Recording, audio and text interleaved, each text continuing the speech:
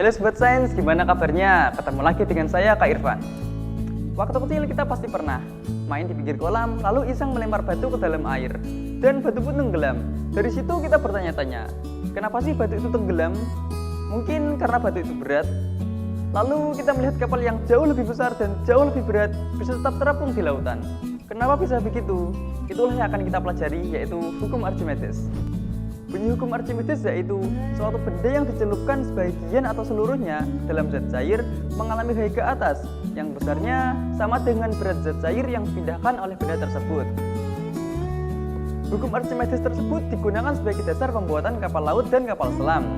Suatu benda dapat terapung atau tenggelam tergantung besarnya gaya berat dan gaya apung. Jika gaya apung lebih besar daripada gaya berat, maka benda akan terapung. Sebaliknya, jika gaya apung lebih kecil daripada gaya berat, maka benda akan tenggelam. Jika gaya apung sama dengan berat benda, maka benda akan melayang. Dari sini kita tahu, supaya bisa mengapung, kepadatan kapal harus kurang dari air. Itulah mengapa kapal punya sebuah bagian yang berisi rongga-rongga udara. Bagian lambung kapal ini yang membuat kapal seimbang dan mengapung di lautan. Gak peduli sebesar dan seberat apapun kapal tersebut dibuat. Cara yang sama juga diterapin di kapal selam, di mana ia punya rongga yang bisa diisi air apabila ingin menyelam dan diisi udara untuk naik ke permukaan.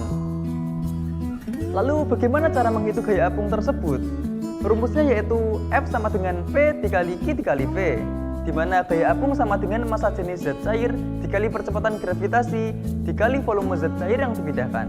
Misal, berat benda sama dengan 90 Newton. Massa jenis zat cair sama dengan 10 kg per meter kubik. Percepatan gravitasi sama dengan 9,8 meter per sekon kuadrat. Volume zat cair yang dipindahkan 1 meter kubik. Jadi gaya apung sama dengan 98 Newton. Karena gaya apung lebih besar daripada gaya berat, maka benda akan terapung. Oke, cukup sekian materi kita hari ini. Tetap patuhi protokol kesehatan dan sampai jumpa.